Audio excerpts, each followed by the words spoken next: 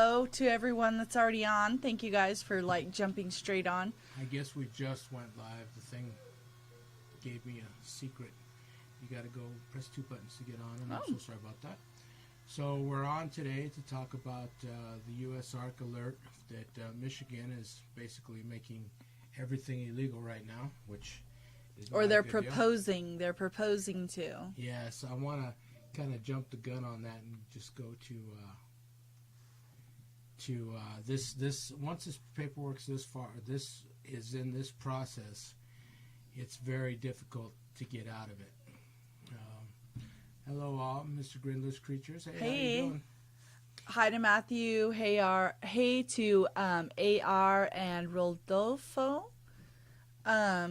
So you guys might have seen Brian Barczyk just did a video about this, but as members of US ARC, they're really good about sending newsletters out, informing people in the public when legislatures of any state are attempting to pass new laws or bans. And whether you live in Michigan or not, this can affect you directly, because once a law like this is enacted in one state, a lot of times very quickly other states basically just start copying, and it trickles down some of the same legislatures. So basically, if this passes, this could become a benchmark case for other states to begin following suit.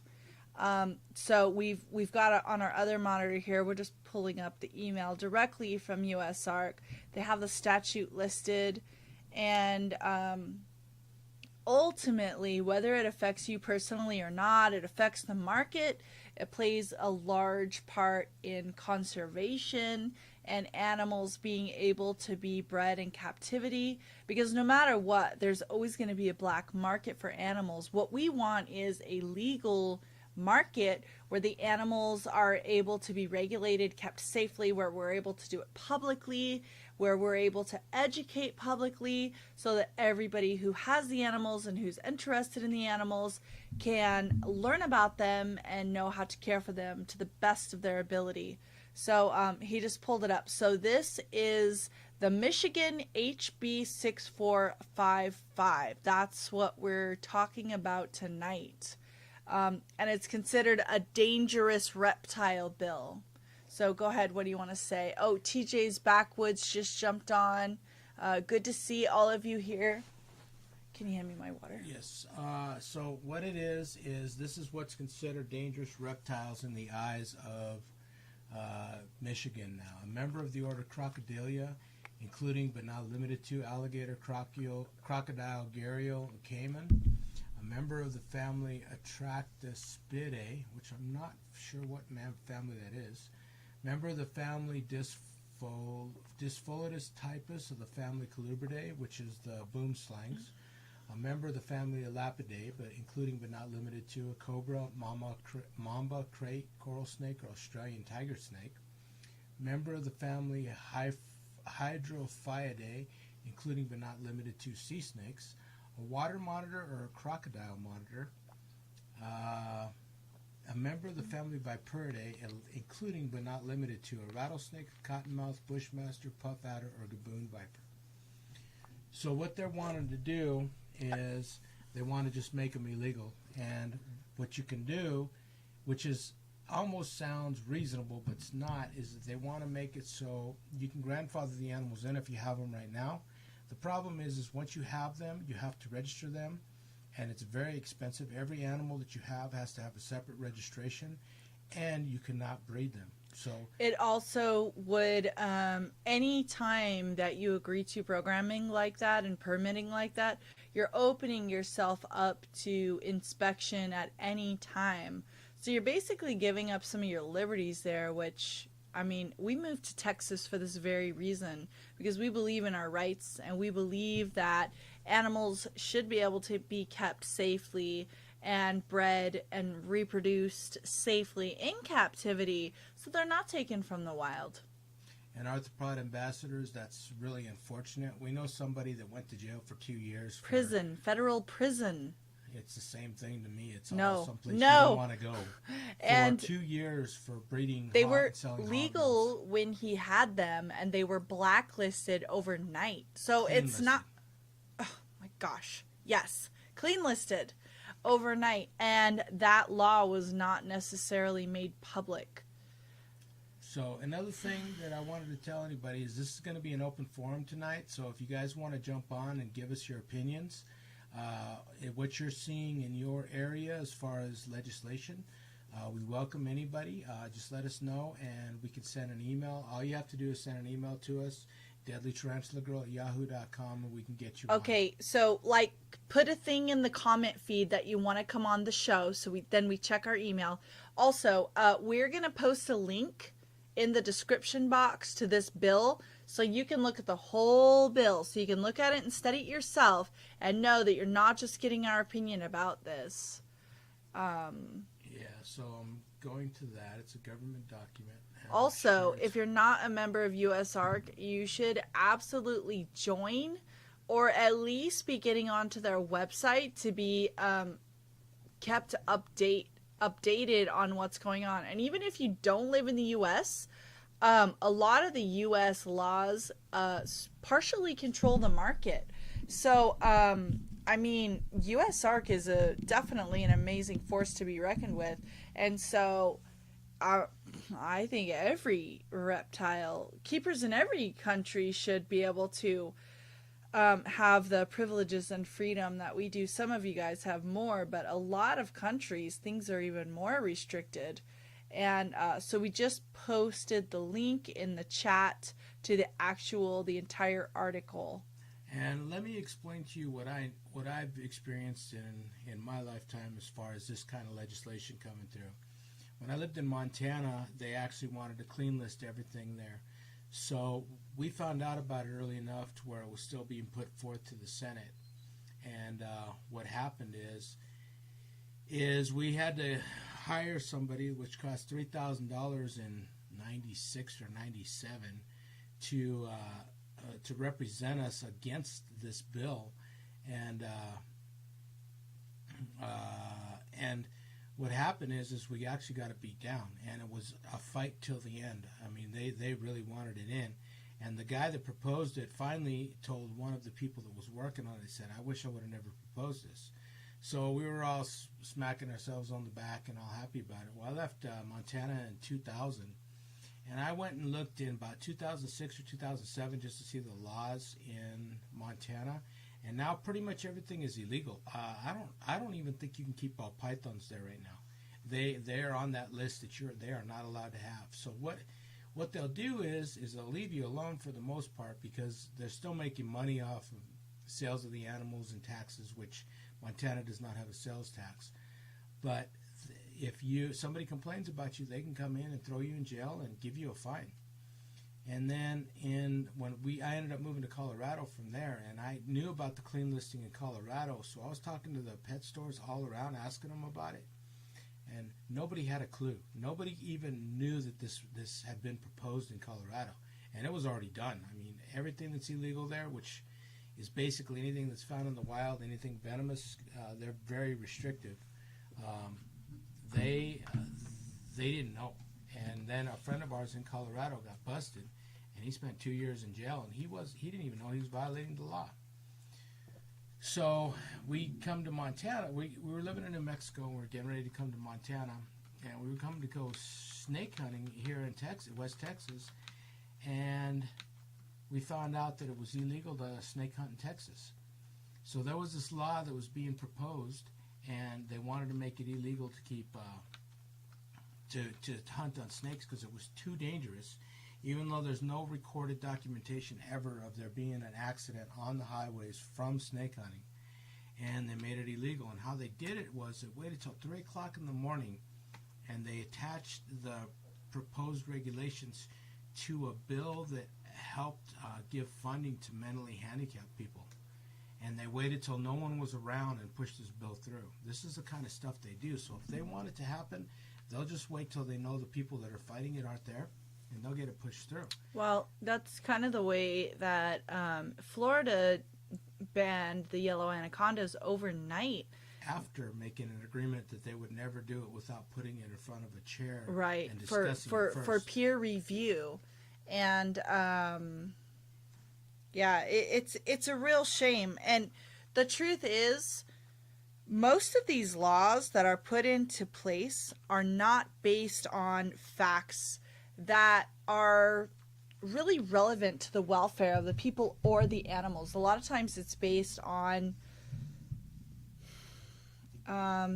information that is maybe originally was based on fact, like the invasive species line that goes right down the middle of the U.S. Basically, you can keep berms in this certain area, but not in other areas.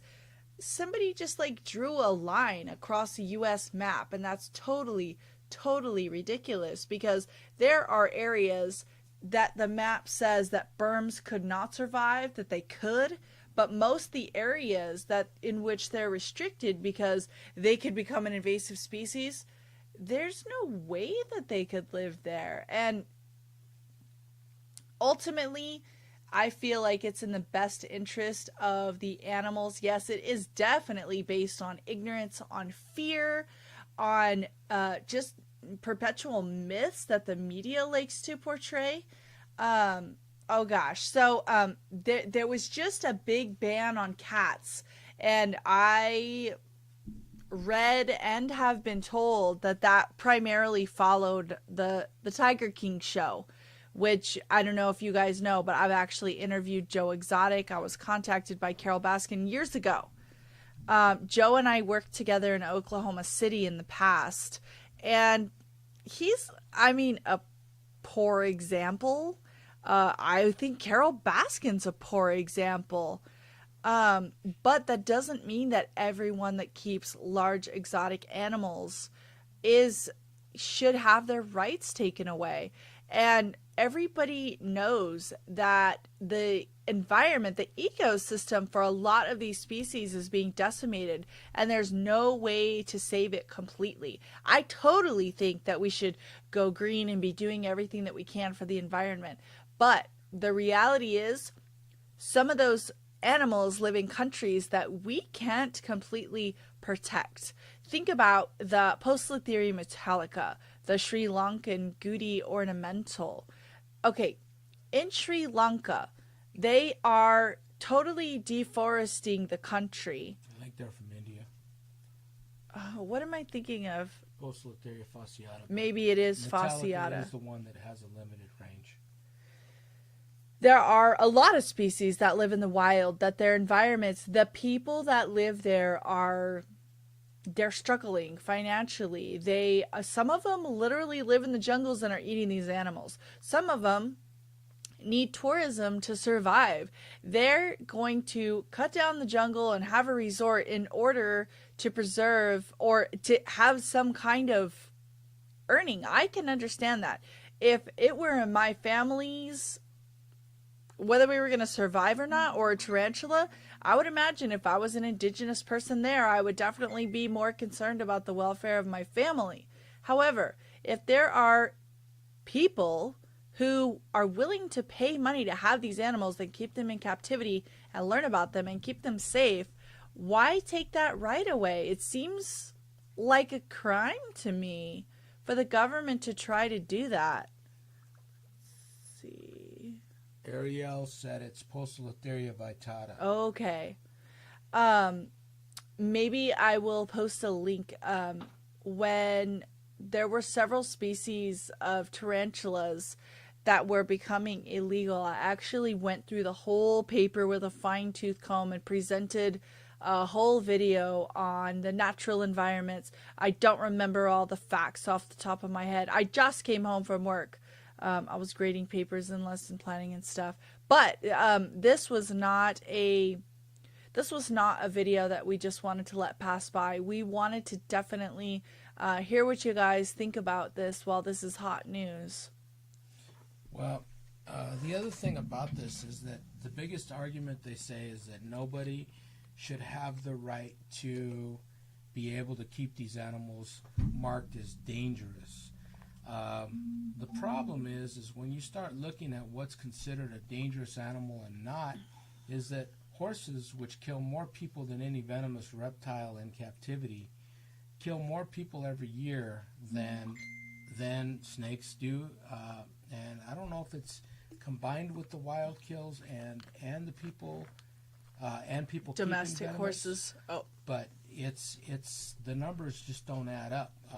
Our hobby is not so big that there's so many people exposed to it that there's a high mortality rate. well, and another very dangerous animal is dogs. Now, I don't think that we should outlaw horses or dogs, but because enough people like horses and dogs, some breeds of dogs have been banned, but dogs in general, I don't think will ever be banned in the U.S. And I don't believe that horses would either. People find them endearing. They're cute. They're cuddly. Reptiles, on the other hand, people just don't know enough about them to have a good impression of what they really are like. And the other thing about this law is that it gives an AZA exemption. Now, here's something that is not widely advertised about stuff like this, is that the AZA is a very limited number of zoos, and they constantly are fighting for funding from the government to be able to keep what they have. And if it was the responsibility of them to keep these animals alive in captivity because the wild is disappearing, we'd have many, many animals gone that we actually keep every day. Leopard geckos, bearded dragons. Leopard geckos and bearded dragons actually I think are doing okay in the wild, but there are other species, dart frogs, that there's just not enough zoos to take care of them. The other way that you look at it is the finances. They say that avicularia are there's a lot of problems with just trying to describe them, as well as their homeland is disappearing. And Dan's talking about how very few species of snakes are really a threat to humans. And I totally believe that. I live in an area with venomous snakes. And, I mean, people in Texas kill snakes. And we try every day to combat that and to teach people about them. But people tell me every single day, I'm sorry, if I see a rattlesnake, I shoot it, or I chop its head off with a shovel, or whatever. And the truth is, most venomous snake injuries are from people who were trying to go out of their way to kill those animals. So imagine if they were just left alone to their own devices. And you have to understand that there's got to be a financial reason to be able to want to save these animals. And they say that we're pulling animals out of the wild for the pet trade and just destroying the environment. And that has been, over time and time again, proven to be absolutely wrong. The instance that we're seeing now is a ball python. We're now producing so many ball pythons that there isn't as much demand for them to be pulled out of the wild. Well, these guys that are out there farming them and making a living off of ball pythons had to find a way to still feed their families. So once we started shutting down the amount of animals we were bringing in such large numbers, the two things about that. One, what we're buying is the babies. So what they're doing is they're collecting the eggs, letting the females go, and letting them reproduce again. Now the skin industry is taking more ball pythons than the pet industry is. Those people need to eat, and they're going to find a way to eat no matter however they can. Well, go ahead. So they are now the adults are getting killed because they have more skin, and it's more valuable for the people who are collecting them in the skin trade to kill and skin the adults than it is the babies. Well, TJ's bringing up another important point, which we've said over and over. Domestic house cats are the most invasive and destructive species on this continent. But people like kitty cats, and a lot of people do not spay and neuter their little kitty cats, and a lot of people don't think that's a problem. Now, again, I have a cat. I love cats. She's neutered. Yes, our cat is spayed. Oh, whatever.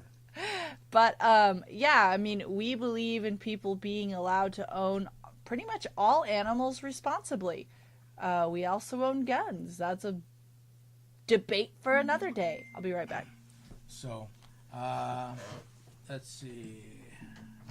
Say hi to everybody. Said, oh, hello to everybody. We've got Mids Morphs, Matthew, Grace Song, Arthropod Ambassadors, TJ's Backwoods Serpentarium, Dan Magano Snakes. Really like what you're doing, man.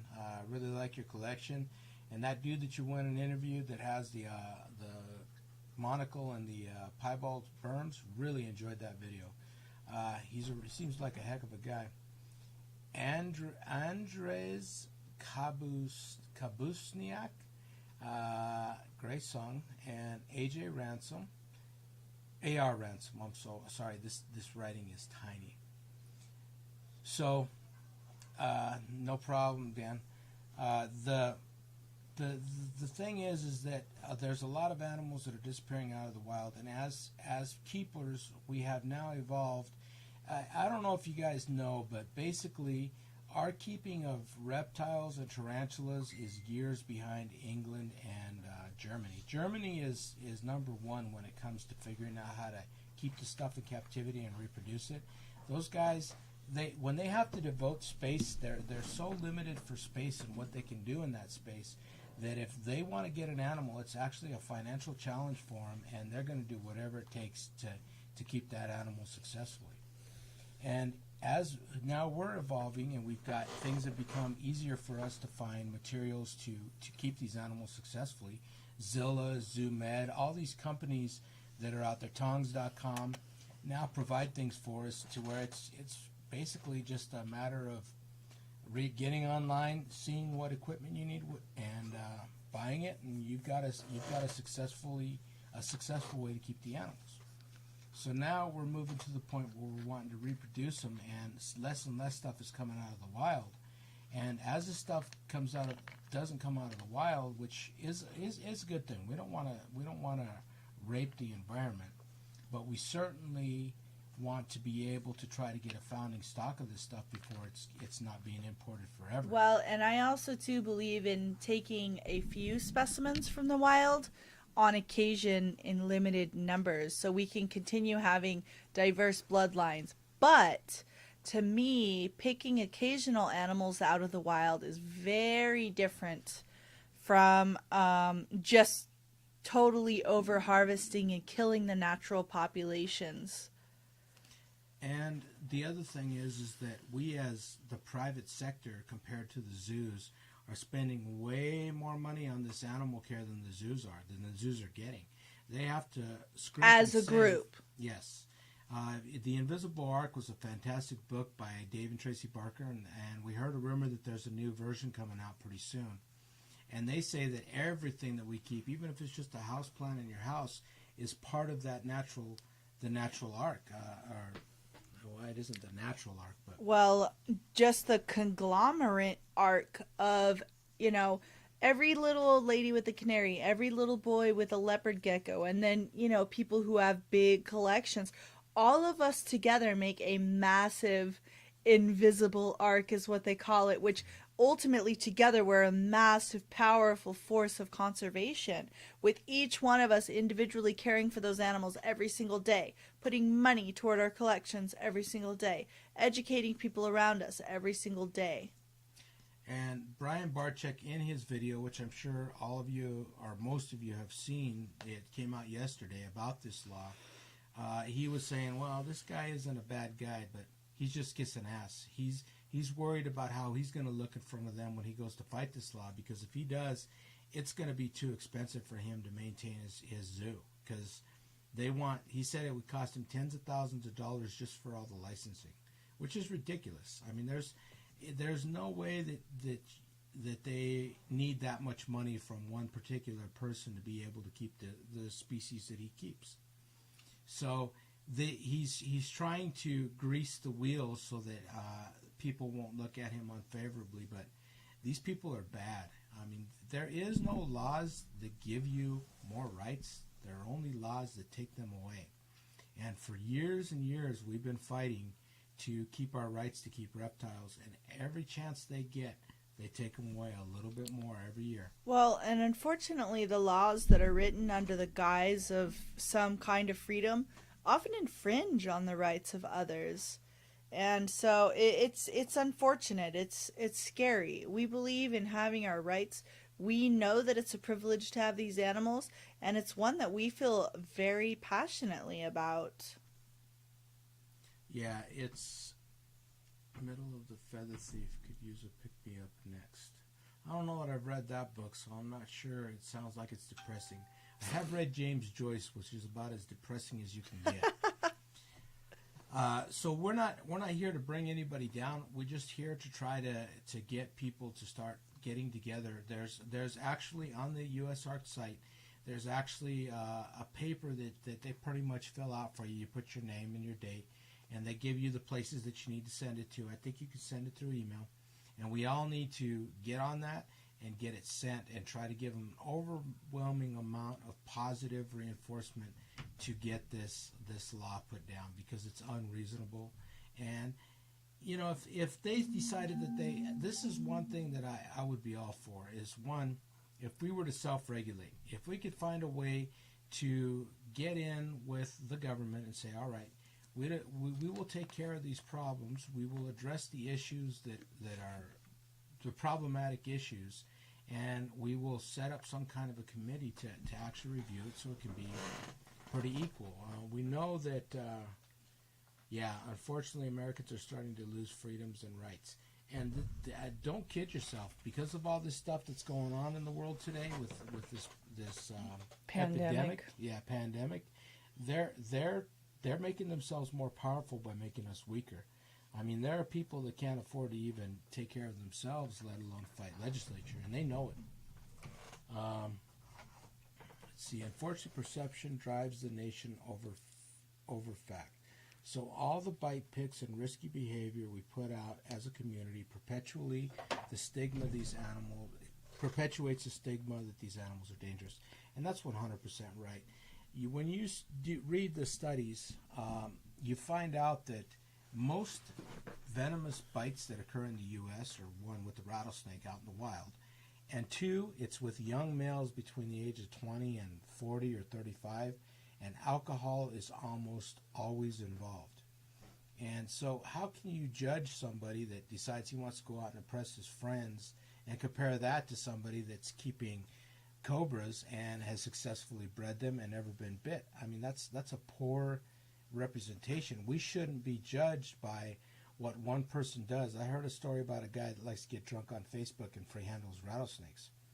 And that's crazy. I mean, we don't want to perpetuate that. Well, it's foolish, and it hurts us all as a community. Yeah. And that's why we are very, very careful. We even limit things like feeding videos, because some people just kind of can't get past that circle of life, and it's kind of like, you just drove away from McDonald's, come on.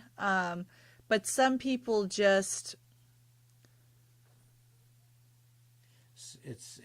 somebody's talking about guns and say give an inch and they take 100 miles, and that's exactly right. But this is playing on, it's from what I understand from the Humane Society, or is it PETA, is that their goal is to ultimately make dogs and cats illegal too.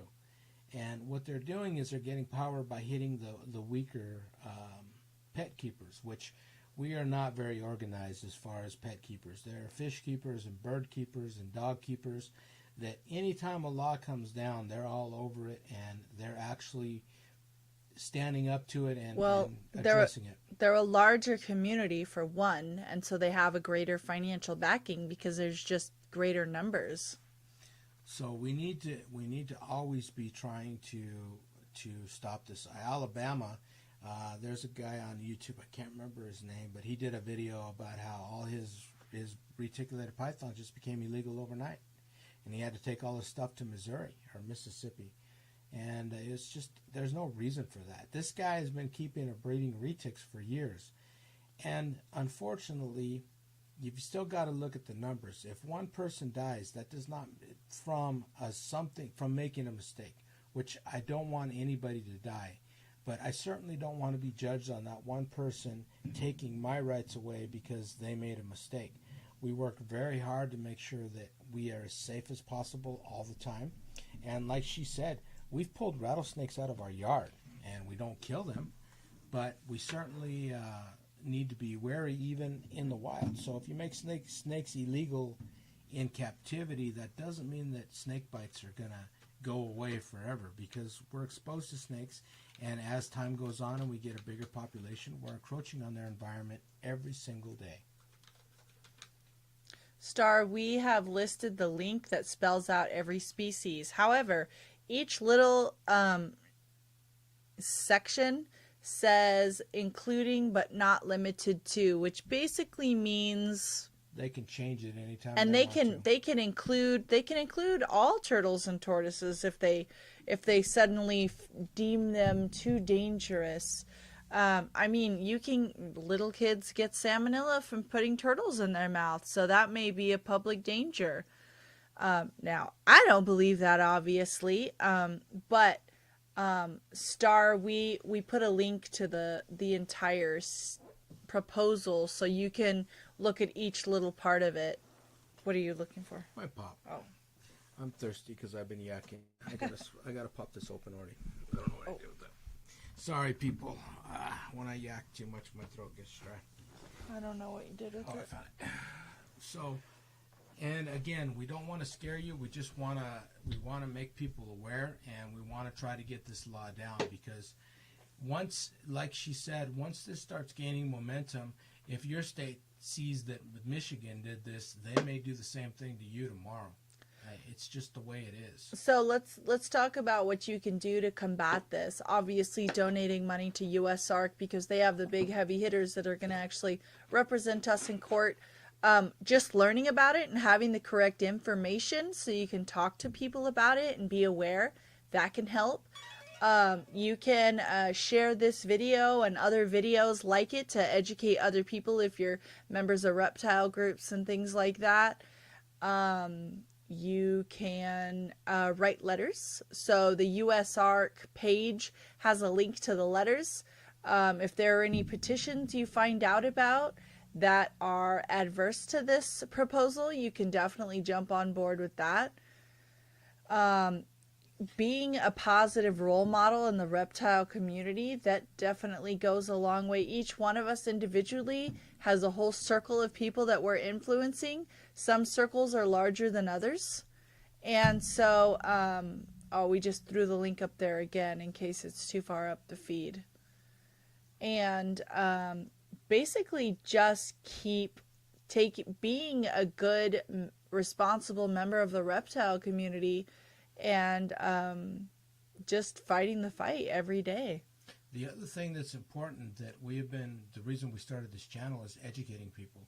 We want people to learn that these are not scary creatures of the unknown. We want you find that most people are afraid of the unknown. So you want to educate them so that they're not quite so afraid. We've been in communities where everybody that was there killed every spider and every snake they could find. And after we left that community, they were like, well, I took this spider and I put it in a cup and I took it outside. And we love that. I mean, that's exactly what we want, how we want the world to be. So you want to try to educate rather than the attitude that they have is, well, I'm going to kill every snake that I ever see. And what we don't want to say, well, you're a total jerk for doing that. We want to say, well, let me tell you why you shouldn't kill that animal, and then give them a little bit of information, and maybe they think twice before they do it. Chances are they're still going to do it, but I think it's important to plant that little seed. Sadly, sometimes the change isn't direct, but it's maybe generational.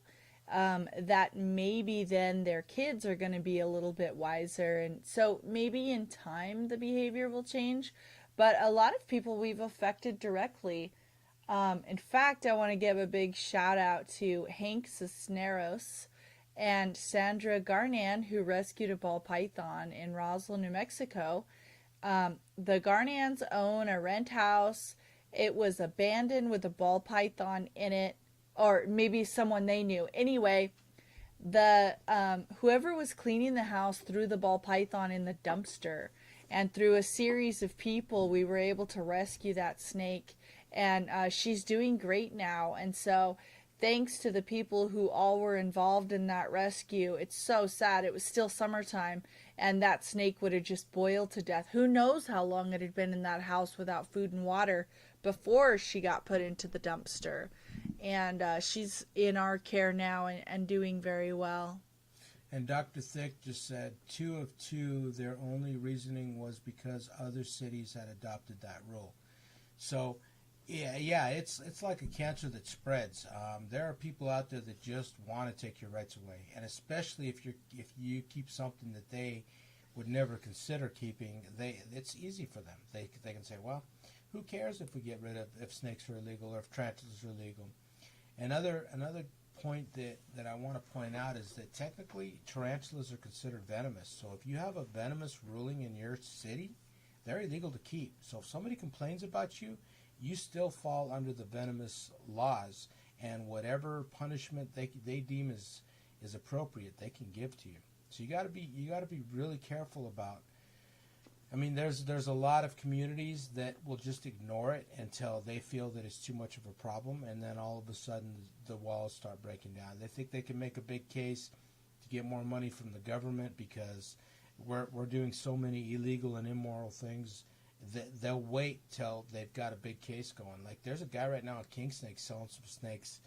Man, it really looks like a sting. He's selling stuff that is federally protected. So you've always got to be careful of that. And even though those animals have a high desirability, it's not a good idea to jump on that bandwagon. Well, we actually have a friend that is above the line on everything, and someone called offering to sell him an animal that was protected, and he just kind of was letting him talk, and he was going about his day. All he said to even indicate interest was, how much are you asking for him? And he got drug into a court case that lasted years and years, where he had to fly to Indiana, I think, from California, and for years and years, and it just turned his life into a nightmare for several years. And he didn't do anything wrong. All he did was accept a phone call and listen to a guy talk about a specific species of iguana that's protected. And the thing that got him was, he said, what are they going for now?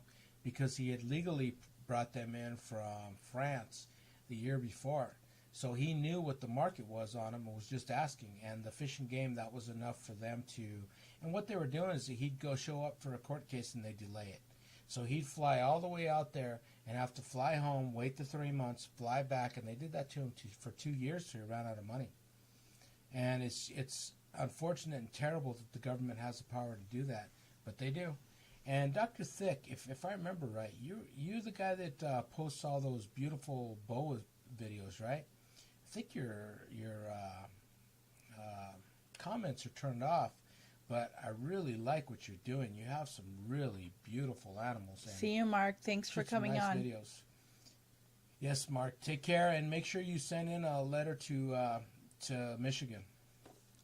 So we didn't plan on having a super long video tonight. We just definitely wanted to make sure you guys were aware of what was going on. We wanted to give you guys all a chance to chime in if you wanted to, and basically just have a public discussion about this. And just to make you aware, because Brian Barczyk's already done a fantastic job of letting everybody know, but even more people need to know. Mm-hmm. And we need to jump on this, and we need to support the people who are fighting this in Michigan and do what we can to get this law put down, because it's just an infection that will just keep spreading if we allow it. And it's happening in a lot of places, but this one is scary because of the wording. The wording is so loose, like she's saying, that if they decide that turtles are dangerous, they get put on the list, and that's it. I mean, that's kind of like a speeding law that says you can't go over 55 or any speed less than that. I mean, that's very, very subjective.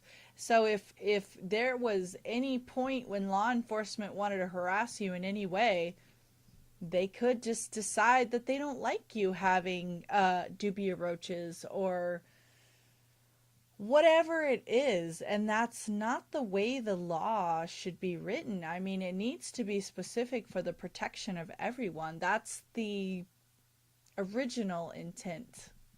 And it needs to be in such a way that the average middle-class American can afford to keep an animal if they so desire. if they're willing to have Fish and Game come into their house, check out their environment, pay the money for the animal and the enclosure that's required, and then on top of that have to pay $1,000 for a licensing fee. That doesn't make any sense. There's no reason to have it to where no one can afford it. And our whole reason for keeping these animals in captivity, for the most part, is to enjoy them, but to also reproduce them. And to go ahead and shut that down, that kind of goes against everything that Fish and Game is about. They're for the management of animals. They're not for the destruction of them. It doesn't make any sense. Hello, Andrew. So Grace is asking if rodents would ultimately be included, and that could very well happen. All of these say this, that, and the other, but not limited to. And yeah. So far, this is all on cold-blooded animals. There's no warm-blooded in this legislation. Well, I know in Colorado that rodents are very closely regulated. Well, Colorado decided to take it amongst themselves to start regulating the animal care, and they created this government. I don't know exactly how they got tied up into it, but what they're doing now is they're requiring that even if you have a hamster that you want to get rid of and you post it on your local newspaper or, God forbid, Facebook, that you're trying to get rid of it, you have to have a $500 license to be able to sell anything in the state of Colorado. I mean, they're just destroying the market. And they say that snake racks are illegal because they don't have lighting in them. I mean, it doesn't make any sense. Most snakes, if they had light on them all day long, they'd quit eating on you and die. There's so few diurnal snakes. Yeah, it's, gosh, I feel like more than anything, everyone needs to stay educated, and we need to be united on this as possible. And sign up to the USARC if you're not already signed up. It's money well spent. That money goes towards fighting this kind of legislation. And if you don't have the money to spend right now because you're unemployed or whatever, get on their website and at least be reading what it's a free public website. At least stay educated, and then when you can, if down the road, if you can contribute to the cause, do so. But even by staying educated, you're ultimately helping the cause. Yes, and I guess that's about. Yeah, DEA said, yeah, we need to fight this. And, of course, in North Dakota, Andrew, you also had these problems. You had to go and explain why ball pythons weren't killers in your county, which in North Dakota, there were a couple comments here that people are letting this stuff go out in the wild and it's surviving. Well, snakeheads, I know, are actually a problem in Michigan, but I don't know of any reptiles that have been let go there that are surviving and reproducing like they are in other places. But if you let a snake go in North Dakota, there ain't no way it's living. I mean, the snakes that are there barely live, and they've been there for thousands, if not millions of years. So it was pretty ridiculous. But North Dakota is a very closed society, and it's a society that doesn't like snakes, like most societies, I guess. And I could see how it would be the devil to try to get that law overturned. I'm glad you did. Congratulations. The UK, I think, has all kinds of laws on snakes. I don't think that you can just go out and get yourself a venomous snake. And I think that the wording on venomous snakes is a little bit loose, because I'm not sure that you guys can even keep hognose, which is a pretty common animal that we keep here, and we don't really classify them as venomous, even though legally they are. And most of the time in the states or counties that they're legal, they're not a problem with the county or the city. So you really need, and I think that it's like on YouTube, it's illegal to feed a vertebrate to an invertebrate, things like that, which, isn't really a good idea. We've done it one time, and it was, she mentioned this a few weeks ago, and it was not a live rat that we fed to. That was a rat pinky. It was actually a frozen thawed, and it was the only reason we did it is because that blonde eye had been sturmite. had been going downhill for months, and that was a last-ditch effort. And I think we did actually get it to shed. Yeah, she after did that. live for another 6 months or so, but she was at the end of her life. Yeah. And so, she was in triage. She needed a really good meal, and she ate it. She enjoyed it. That pre-killed rodent that was humanely euthanized did not suffer from that. I don't know. And they're going to look to attack us any way they can. And I saw a video, and a guy has quite a few views. This guy, most of his videos are feeding videos. And I found the subject material, meaning the species of animals he's working with, interesting, but I didn't subscribe to him because just too much of that. He's showing way too much of that. And we don't want to show anything negative to the world because they're looking to further the negativity. Vilify these scary, dangerous animals. Yeah. So, you guys keep your ears open and definitely check out the USARC site and look at the legislation and go ahead and compose that letter that USARC is recommending we compose and get it emailed to whoever it needs to go. Red ear sliders, yeah, they're not particular about what they'll eat. The pinkies are something that get fed to our turtles once in a while too. We got an alligator snapper that would eat. He loves them. But that's a subject for another day. Make sure that you stay aware of what's going on out there. Spread the word. Let everybody you know that keeps reptiles and tarantulas know that this is going on. Tell them to check out the USARC about this legislation and tell them to be proactive and go ahead and compose that letter and get it emailed where it needs to go. This actually pertains directly to all pet owners, in my opinion. Anyone who's interested in animals in any way. Ultimately, long term, that's what I believe. But anyway, do what you can. Stay informed. Let's just keep up the good fight. We love you guys. Thank you for joining and tuning in tonight. And let's see.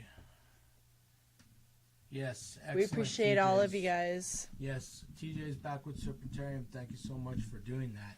We want to spread as much knowledge as we can, and educational videos are fantastic, and people are interested in them. So just keep it up.